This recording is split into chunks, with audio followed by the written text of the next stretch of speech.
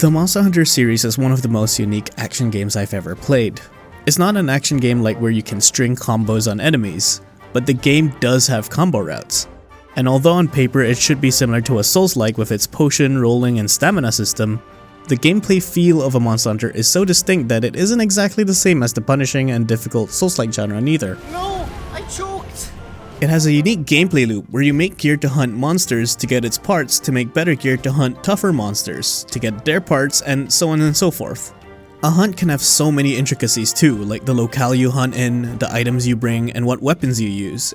And there's such varied and vast selection of monsters where one hunt is not too similar to another.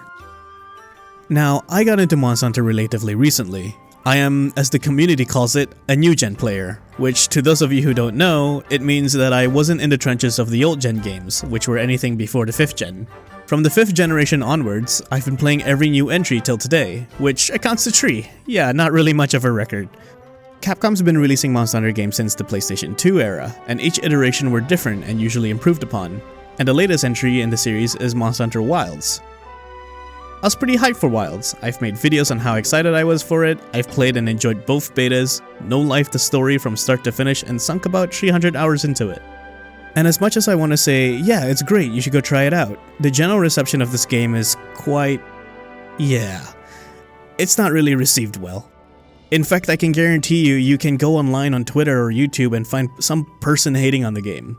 There's many reasons why a good chunk of people do not like this latest entry.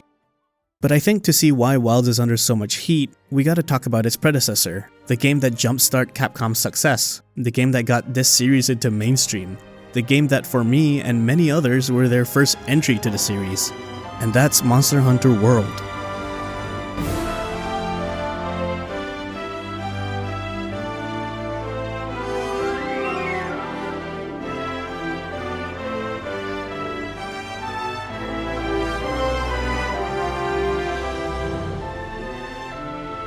Monster Hunter World was a game that was supposed to introduce the series to new audiences. I mean, it worked on me since it was my first Monster Hunter game after all. World was kind of a reboot to the series, better graphics, tweaking gameplay, a lot of quality of life stuff, and most of all, and as cheesy as it sounds, the world. It feels alive. Whether you're walking through the bustling settlement of Astera, getting through the claustrophobic ancient forest, witnessing wildlife in a Wildspire, being served by a muscular Palico. The world reacts to your hunter, or things can even happen without you even knowing. Some of my favorite moments is just walking and taking it all in, appreciating the wildlife.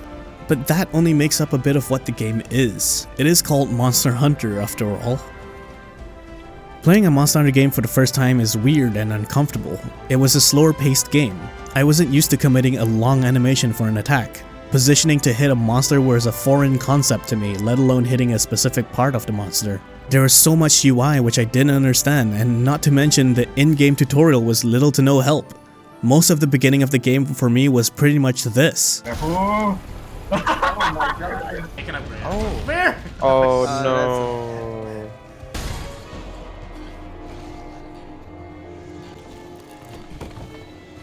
I was dumb. I mean, at that time, I didn't even know that you could roll to remove Fire Blight. I had to look up Arex Gaming and learn how to play the weapons as if I was studying up for a test. I settled for Dual Blades as my first weapon, since they were easy to understand, and it helped me get through the early game. You're gonna hear it from time to time again, from different people, the Anjanath difficulty wall discussion. Oh my god, Anjanath was such a hurdle! Well, yes, it's par for the course for everyone's first Monster Hunter. I found Anjanath to be a struggle back in the day too, but it's not because he's hard, it's because I'm trying to get used to the game. Hunting it again today with the knowledge I have, it's way easier than I remembered. Outside of Anjanath, I also personally found Diablos to be a wall too. I carded more times from a Diablos than an Anjanath. Oh my god, fuck man. It pushed me to the point where I had to go back to the training grounds and experiment with other weapons, and that's when I picked up... Come on. We kill. Oh, get fucked! Go, let's go. Oh, get shit on! Oh, my beloved Gunlance. What a cool design for a weapon, by the way. Let's take a concept of a historical weapon like the lance and put in an explosive gun on it. Yeah, America! Since the Gunlance explosive damage ignores armor and the shield was great at negating damage from its charge move, it became my next favorite go-to weapon. The point I'm trying to get across is that I was shit at the game, being my first time and all, and there was multiple walls where I was pushed to either get good or change my strategy. Anjanath was my first, but it definitely was not my last. And with every wall, every monster you hunt, you can see yourself getting good at the game. You start to understand Monster Hunter, until everything just clicks.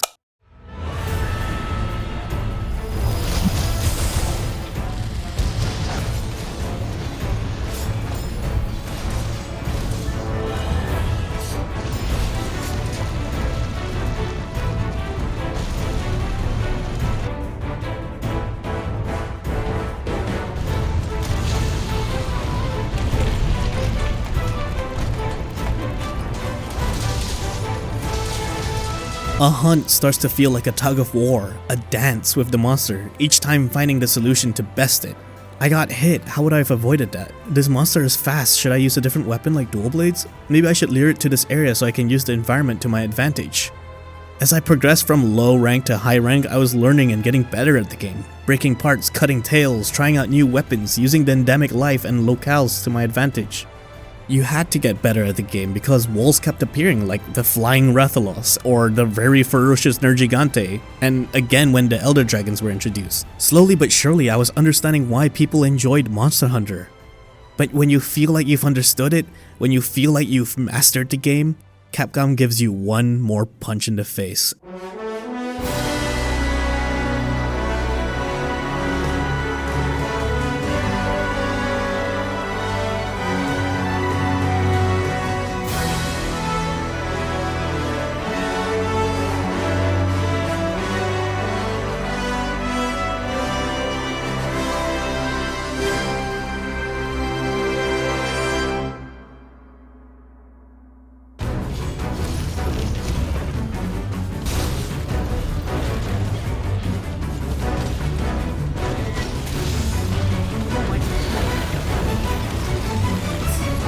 Iceborne is the expansion for World. You're no longer in high rank, you're in master rank territory, or as it was formerly known as, G rank. And the jump of difficulty for master rank was... oh boy. The expansion gave us new locales with new environment interactions, new armor sets, a new hub area which felt more cozy, more monsters like Nargacuga, Namiel, Bunburrow, Tigrex, and much more. They hit harder, they're faster, and they keep you on your toes. A new gameplay mechanic, the Clutch Claw, got introduced, which was cool but can feel inconsistent at times and really relies on mantles for you to do it. New difficulty walls appeared like Barioth and Volcana. It got so difficult I had to actually look into decorations. If Base World exists to teach you how to play the game and get good at it, then Iceborne existed to test you and see how good you've gotten. Not to mention the additional title update monsters were gauntlets, like Raging Brachy, Safi'jiiva, Elatrion, and Fatalis. I haven't been that lizard yet.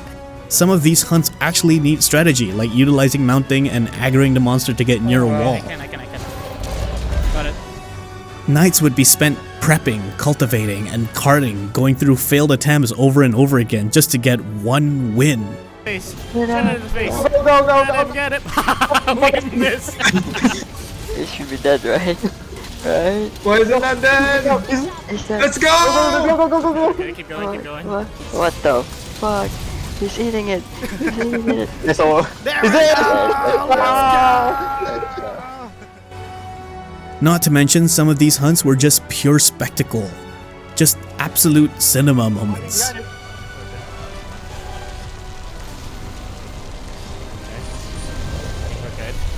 Stay behind the rock. Holy shit. Okay. That was pretty fucking sick. The fact that we went silent.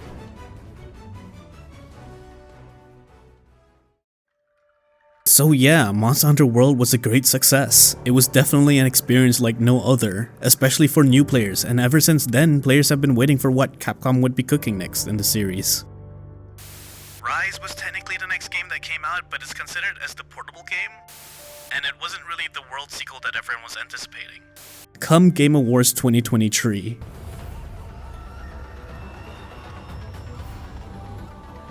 Is this a new Monster Hunter game? It looks like a Monster Hunter. It does look like it, right? But also like It is. I don't Is it not? recognize. The blade. Look at the blade on his back. Yeah, Oh, this but- one's Hunter. Yes, but the monsters. The monsters, like, Yeah. All new monsters. Just wait for it until I see a recognizable yeah. monster. Until I see Rathalos. Is this?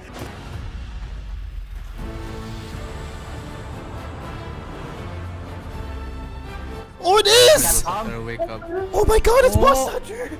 Oh, Oh, Monster Hunter Wilds! What the fuck? I'm having a stroke. I'm having a stroke. Is it? There it is. There's the Rathalos. There's the Rathalos. Wait, a Rathalos in the Wildspire Waste? Now that's a complete lie. I've never seen this guy in this area like ever. But I digress. So Wilds is the next big Monster Hunter game, and with the pretense of world, it had a lot of high expectations. Unfortunately for me at least, some of these expectations didn't really hit the mark, and one of those are the locales. First of all, I find the locales in World to be much better. I mean, don't get me wrong, I will always dislike the fact that Ancient Forest is confusing and difficult to navigate, but I can't lie, I find most of its areas to be quite memorable. Like the forest area with the claustrophobic and breakable trees, this pit area with the poison plants, that enclosed area with the droppable boulder in the middle, the spiraling ascent to the big tree, and of course the Rathalos nest. The way the design locales in World felt more uncomfortable, and more interactive, forcing you to adapt when fighting the monsters. In Wilds, a lot of the areas don't really give me that form of uneasiness. Monsters' routings are also more memorable in World. Take for example Coral Highlands. It's a very vertical map, but if you fought a Namiel, a monster that spits out water everywhere and electrocutes it, one of the areas you would fight it would be in Area 8. It's pretty much a flat ground. And then you would fight it at Area 12 where it gets harder due to a slope, and the water would spread randomly too. And then finally at Area 15, at the top of the map, it's much more claustrophobic and water could cover almost the whole area, making it more dangerous. Wilds does have some good hunt routing and level design, like Ray Dow's hunt is pretty good with the pillared rocks and the nest with the aftershock crown, but there's just not enough of them, or at least not enough for me to remember. Ruins of Wyveria is a vertical heavy locale, like the Coral Highlands, but I don't know, it doesn't accomplish the same form of feeling as it. Environmental interactivity is also kind of lacking. Yeah, there are some that are really cool, like the Big Machine and Oil Basin and the ships in Scarlet Forest, which honestly I only ever used against Uthduna, but some of that interactivity in World felt better implemented than Wilds. Like the sand sinkhole in World leads to a big underground area, and there's a deeper area where Diablos goes in and out of a sand wall. The one in Wilds is just this.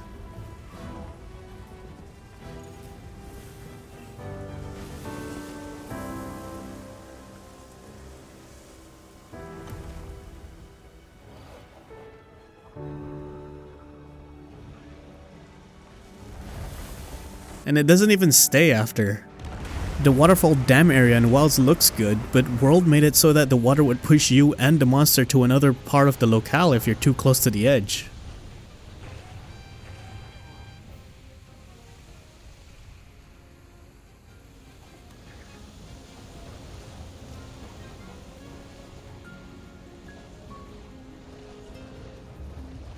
Also, I got evicted. I meant in Wilds. The hunter is forced to live in these small camps. In World, you were given a cozy little room. And then you basically get a customizable penthouse in Iceborne where you can keep figurines and wildlife you've captured.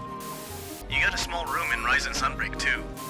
I get it though, in Wilds you're kind of moving from one area to another and setting up base camps in each locale, but the tent just doesn't give off the same feeling as the room you get in the other games. It would have been nice to have one in like the Gathering Hub, similar to Iceborne. The lack of Elder Dragons was something of a huge discussion in Wilds as well.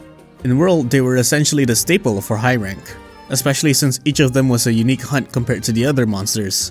Nergigante being so ferocious with his dive bomb move, Teostra burns you when you get near him, Valhazak has the Effluvia buildup that reduces max HP, and Kushala Daora being a goddamn tornado bitch.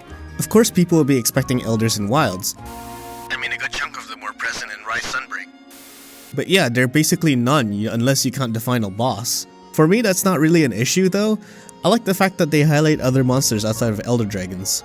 But I think my main gripe with it is that they had Gore Magala. And Gore is fun and all, but if you know Gore Magala, he transforms into an Elder Dragon, Shagaru Magala. And especially fighting it in Sunbreak, I was really hoping to be able to fight it again in Wilds, only to realize that high rank in Wilds ended with Gore and Arkveld, which is quite disappointing. Okay, so there are some things I prefer World's implementation more, but it is a sequel after all, and it has been 7 years since World came out. Wilds has got to bring some new things to the table. Well, I got good news and bad news. Good news is they did. Bad news is I don't think they were fleshed out enough. For example, the weather system. This was shown over and over again in their trailers. It was something they highlighted. The environment changing in real time, showing a different side to the locale. Basically, each locale has 3 weathers: Plenty, Fallow, and Inclemency. Plenty is what I wish the game defaulted as. Fallow gives that old gen Monster Hunter vibe, which is nice. And Inclemency is the harsh but epic weather. The problem is, outside of the vibes and look, there's not really much impact between the weathers. I mean, there are some. Upsurge in materials occur at times, and yeah, Inclemency is the most impactful one, typically spawning an apex monster and some weather conditions like thunderstorms and these lightning bugs. But there wasn't anything mind-blowing. You'd expect with how much they talked about it, it would have some big gameplay element. Even now, after 3 updates, there isn't much done with the weather system. If only that one talk about Rathalos' behavior changing depending on what weather it spawns in wasn't a mistranslation, but a guy can dream. Also, after playing the beta, I thought that they would change up the gameplay loop. I thought that maybe spawn rates for monsters would be harder, like maybe tied to the weather system, so you would hang out via environmental link to mess around or just hunt whatever until the weather appears, so that the monster can show. Like maybe hunting in the Ice Shard Cliffs to kill some time while Windward Plains gets to be stormy so Radau can spawn. But I was wrong. For one, you can't travel to other locales via environmental link party, so even though the locales are connected, you can't travel through them with friends. Plus, saving as an investigation and this button completely destroys this gameplay loop concept. Also, I hate this rest button. It's just a glorified refresh button. Oh, want an Arkveld with a gem drop to spawn? Let me just refresh it 20 times until it appears.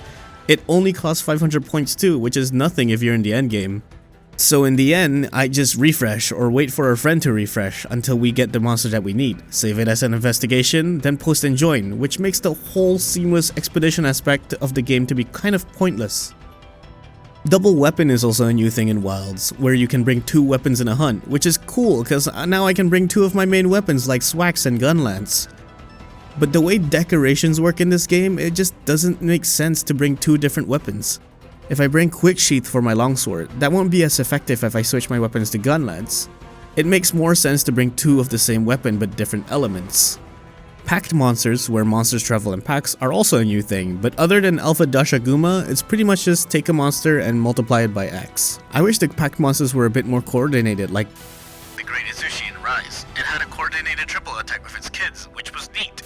Also, you could just use a dung slinger on them to make them separate from each other. In fact, there's even a large dunk if you're scared you'd miss. The game being easy is a phrase thrown a lot too since the review copies were out. Partly due to focus mode, more specifically focus striking a wound. This causes the monsters to stagger, and in low rank and even in high rank at times you can create a lot of wounds. And I mean a lot of wounds. If you add that with 3 players to the mix, let's just say the monster doesn't deserve this much bullying.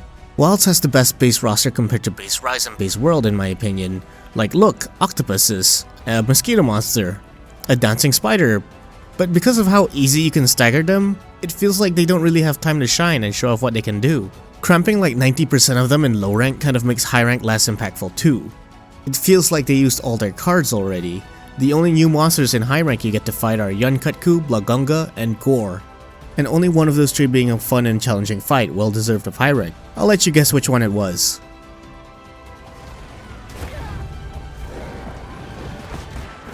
It's Gore, it's obviously Gore. Also, since Gore Magala is back, the Frenzy Virus is also back. I didn't play it for you, so I don't really know much about the Frenzy Virus mechanic, but watching videos helped me understand it. Thank you, Heavy Wings. And it looked like a really cool mechanic, like the monster going down just to wake up even stronger, like a second wing type of shtick. Unfortunately in Wilds it isn't really implemented that way. I do notice they are a bit more aggressive, but they die so fast. And also there are only like 5 monsters that can be frenzied. Maybe when they release Shigaru is when they fully utilize this mechanic? I don't know. There's also another type of monsters introduced in Wilds, which are Guardian monsters. Now these are actually fun, because not only do they have new moves, they spread these Wilk things on the ground which causes an AoE damage to you if it gets hit by the monster's elemental attack. However, if you shoot it with elemental slinger ammo, you can actually turn the table and damage the monsters instead. It makes the slinger more impactful, even more than in World. Also, Guardian wounds heal, so you need to be even more aggressive. However, as of this video, there's only like 4 Guardian monsters. 5 technically, but you only fight Guardian Arkveld once. Please bring him back, his OSD is fire. Okay, but at least the game looks good. Okay, just give it a second here. Okay, yeah, I'm not gonna make you guys wait that long. Okay, so here we are. Yeah, these are everywhere. Yeah, this game has texture issues. Arlo mentioned in his review of Monster Hunter Wilds that this game looks like a Switch port. Like how Witcher 3 can run on a Switch, granted it doesn't look good. Like it's all fuzzy, blurry and such. And I couldn't agree more. It feels like this game wasn't designed for this generation. In fact, the greatest offender of this game is its optimization. It's crazy how we live in a world where we would get excited if a graphically impressive game runs well. This used to be the standard, damn it. Yeah, Wilds released unoptimized. It's horrible. Making people pay $70 just to play a game that can't run well it's just disgusting. And it's not like we're trying to pull a Borderlands and tell people to buy new PCs. Problem is that this happened to their previous game too. Last year Dragon's Dogma 2 came out unoptimized as well.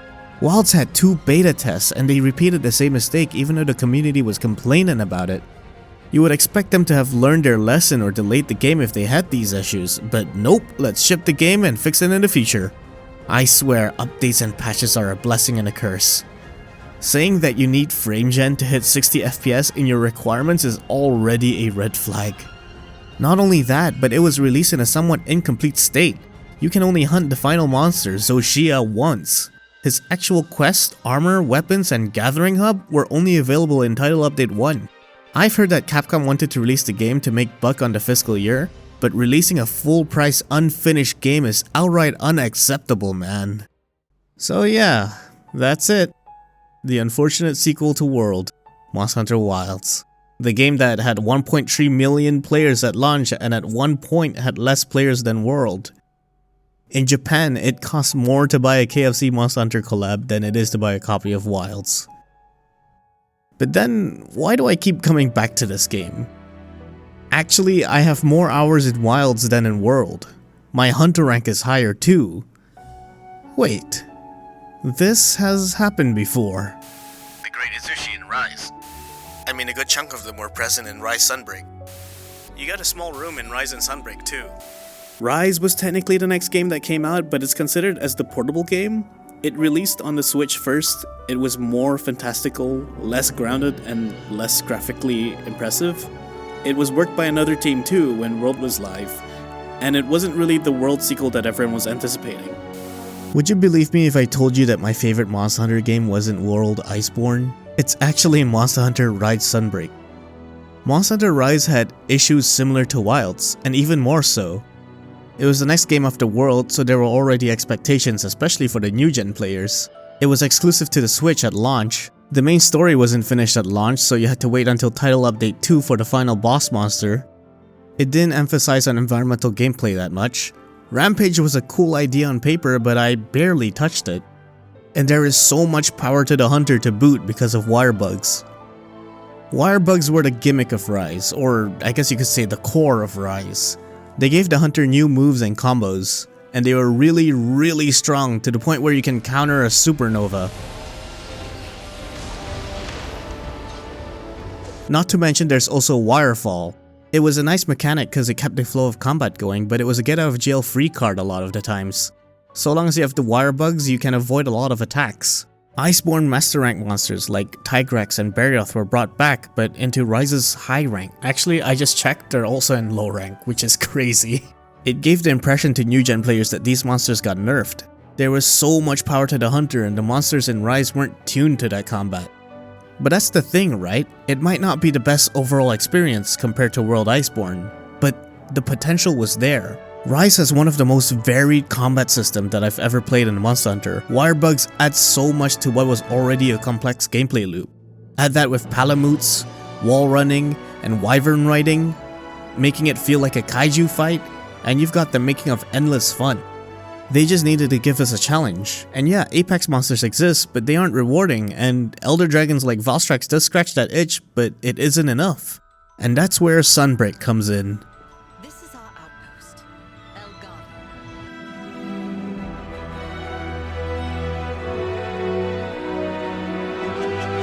Sunbreak is the expansion of Rise, and it's probably the reason why I have around 1,000 hours on Rise Sunbreak. That and also, well, portable Monster Hunter. Sunbreak is goated. The roster itself was amazing. You had the Crabs, Estelos, Steve, Gore, Shagaru, Scorn Magnamalo, and even a monster from Frontier, Espinass. The theming of Sunbreak, using iconic classical horror monsters of Frankenstein, the Wolfman, and Dracula being represented as monsters was so sick. Malzeno, this teleporting, transforming Elder Dragon, easily became my favorite monster in the series. NPC hunters were introduced so that you won't be lonely during a hunt offline. It also has, in my opinion, the best final monster in the series, Geismagorm. This huge archdemon that was just a treat to hunt, especially your first time hunting it where Fiorane joins in, and all the cinematic moments was just so good. It's just so crazy to think a monster like this, a hunt like this, could run on a Switch.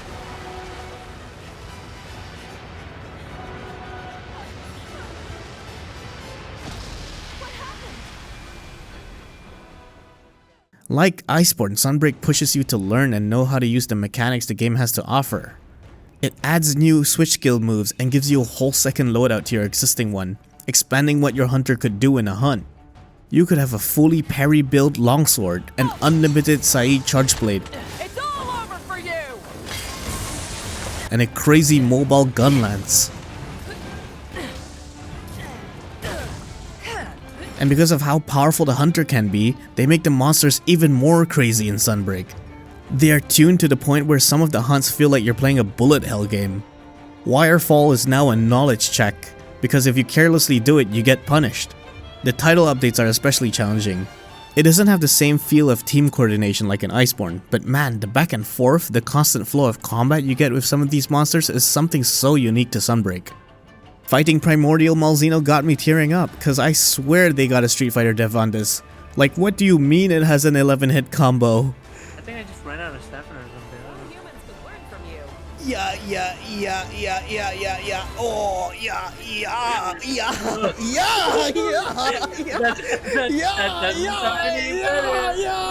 this is the end, this is actually the end! Oh, my cat, the goat, Fuck me!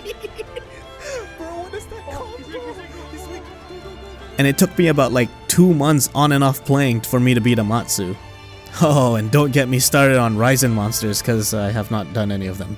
They're just a bit too tough. Base Rise had some flaws, especially at launch, but it laid down the groundwork to be something really good. And thankfully Sunbreak brought out that potential and gave us an amazing experience. Wilds is kind of in the same boat. If I had to tell you what type of game Wilds is, it's somewhere here.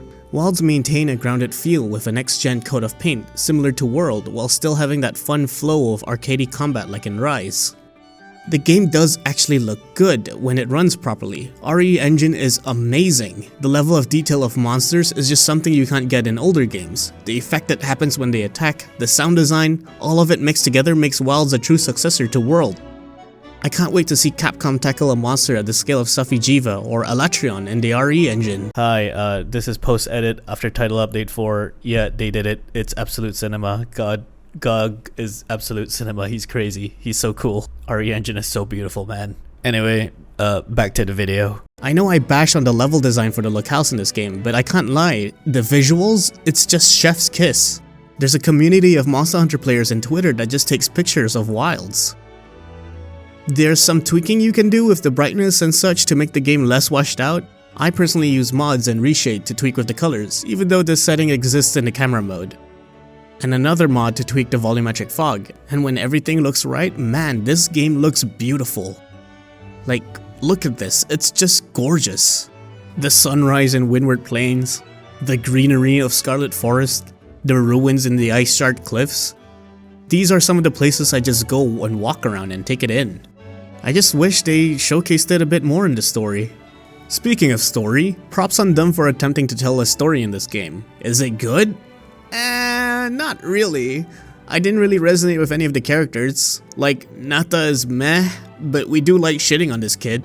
To be What is free, Nata to live yapping strong. about?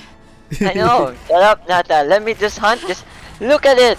My literal name is Hunter. Look. It's literally killing all the monsters you guys kept. There are some moments that I do like though, like whenever Alma says the guild authorized me to slay the monster.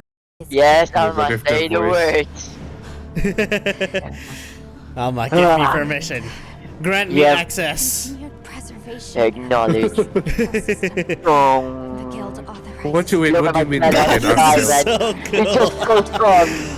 It just. Or whenever my hunter just decides to aura farm. I will say out of these 3 games, I am more invested in Wild's world, like how these wind chimes are from Rey Dao to ward off other monsters, or how the Dragon Torch makes up the other locales, which is why the spiral thingies are connected everywhere. Typically, I'd have to watch a video essay for this. The story pacing was decent enough too. Granted, there were some Ubisoft walk and talk parts, and doing the story with friends really sucks cause the multiplayer barely works. But hey, at least there weren't any tedious quests like Zora Magdaros Hunt, or the Payload mission in World, or even the Rampage missions from Rise. And although the game was easy and a breeze to get through, it's not like me and my friends didn't have fun playing through the main story. Wait.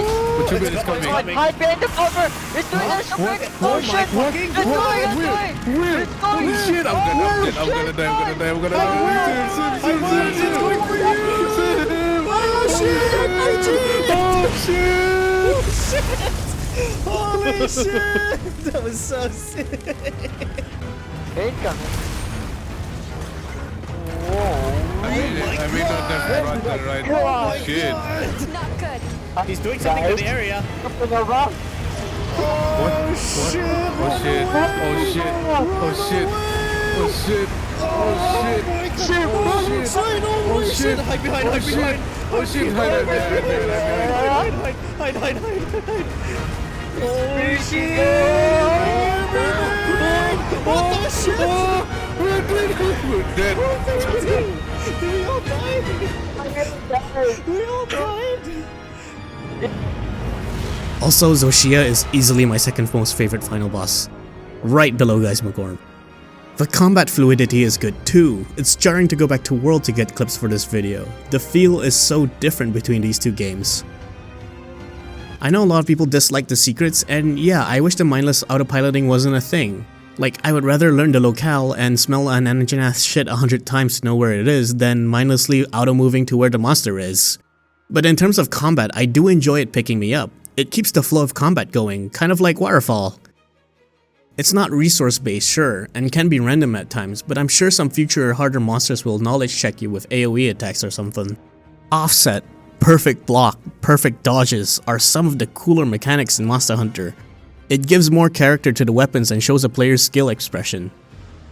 Power Clashes is just a cinematic button mash, but I can't lie, it gives me dopamine each time I pull it off. Focus attacks are good in the late game when monsters don't get stunned as often. It's rewarding to avoid a big hitting attack and then hit its weak spot before it disappears. Teamwork is motivated too with this mechanic since you need to focus on a particular part with teammates to form a wound. I personally find it much better than the inconsistent mantle-relying Clutch Claw for tenderizing. These combat mechanics are really good, if only there was a monster that pushes you to utilize all of them. Oh wait.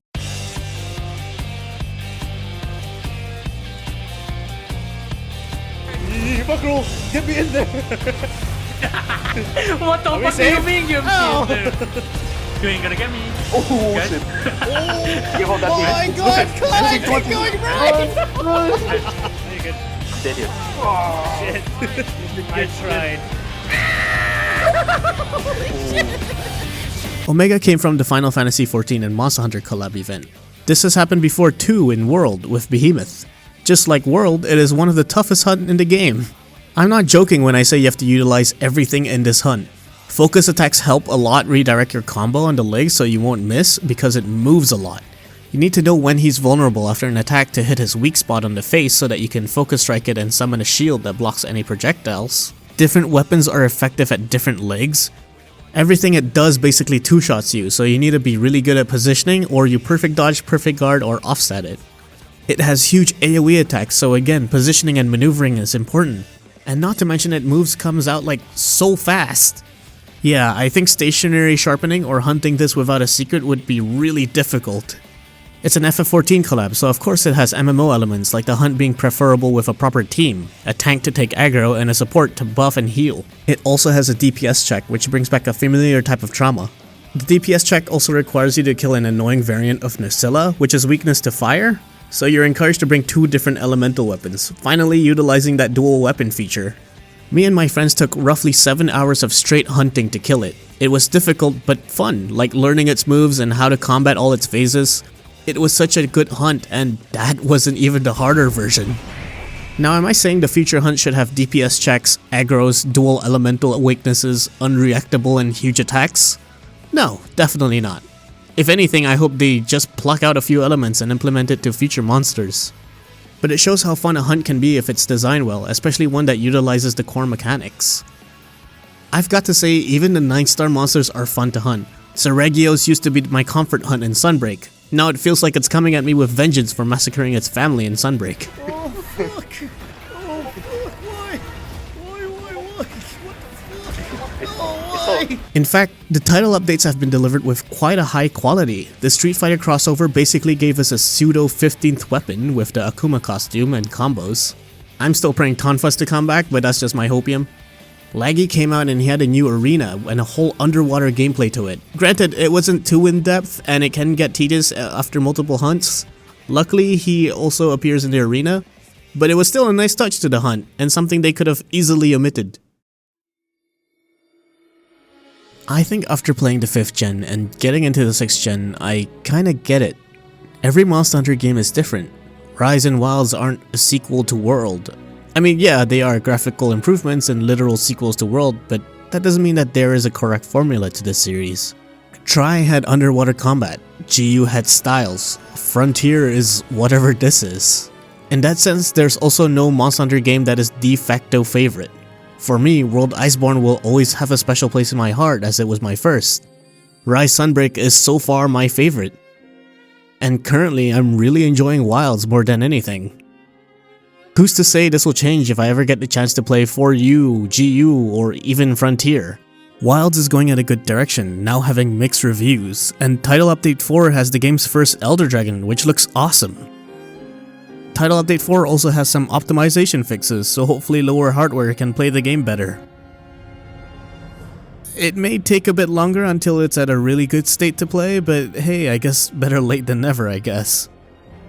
Monster Hunter Wilds is a good game, just badly delivered.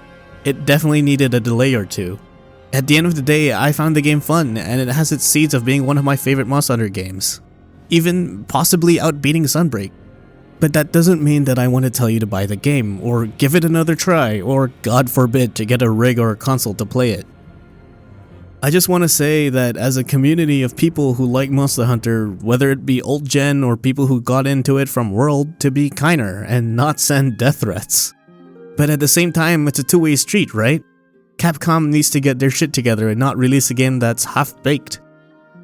The next few update is the time for them to redeem themselves and properly optimize the game. But until then, we'll have to wait and see what Capcom will do next with Monster Hunter Wilds.